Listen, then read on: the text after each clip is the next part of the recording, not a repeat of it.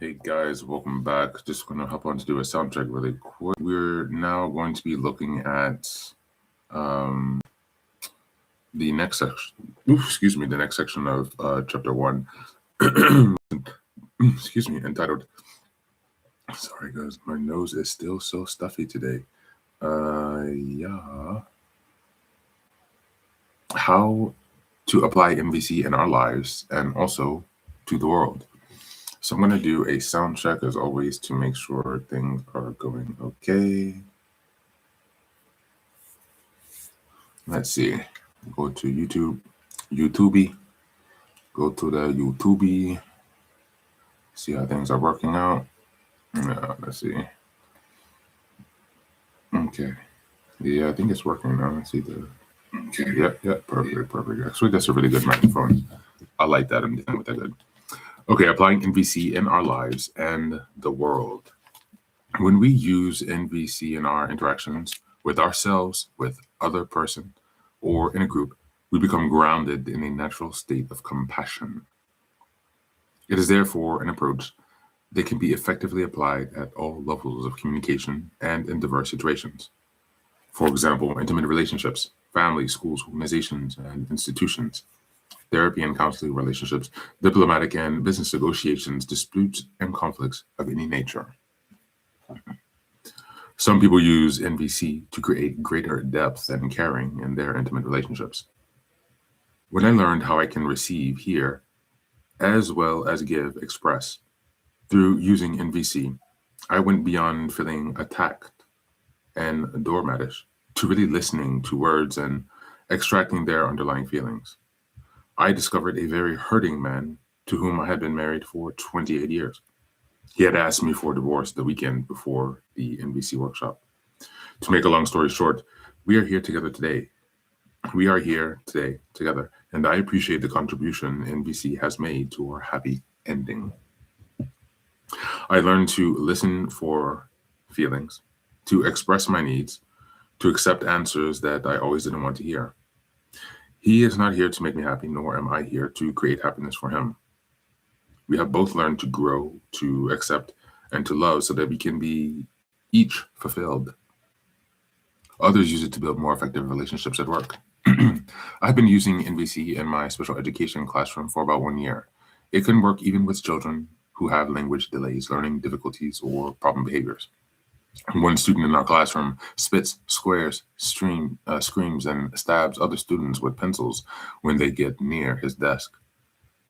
I cue him with, "Please say that another way," or use your giraffe talk. Giraffe puppets are used in some workshops as teaching aids to demonstrate NVC.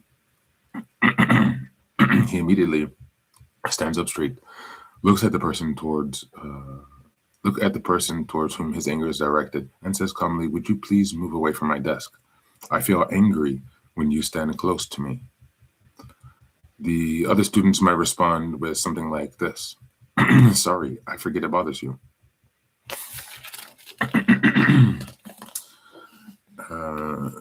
A doctor writes, "I use NVC more and more in my medical practice. Some patients ask me whether I'm a psychologist, saying that usually their doctors are not interested in the way in the way they live their lives or deal with their disease.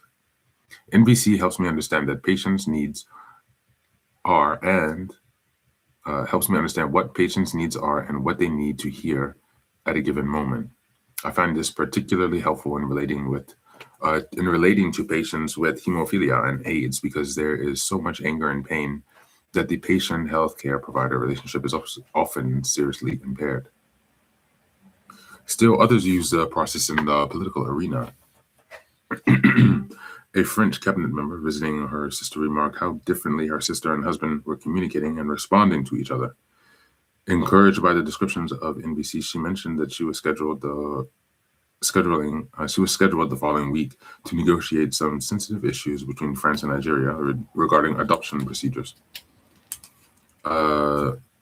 Though time was limited, we dispatched a French-speaking trainer to Paris to work with the cabinet minister. The minister later attributed much of her negotiations to the cabinet.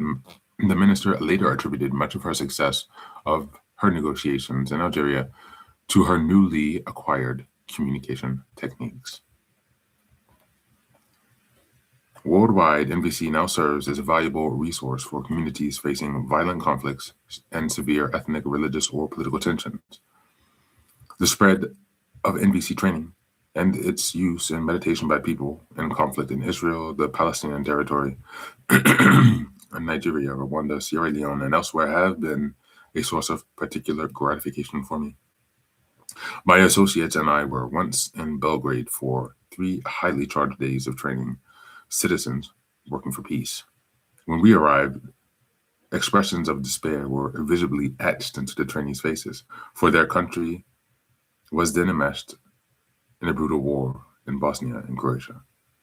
As the training progressed, we heard the ring of laughter in their voices as they shared the profound gratitude and joy for having found the empowerment they were seeking. Over the next 2 weeks, during trainings in Croatia, Israel, and Palestine, we again saw desperate citizens in war-torn countries regaining their spirits and confidence from the NVC training they received. I feel blessed to be able to travel through the world, teaching people a process of communication that gives them power and joy. Now, with this book, I am pleased and excited to be able to share the riches of nonviolent communication with you. Thank you, and that's reading for today.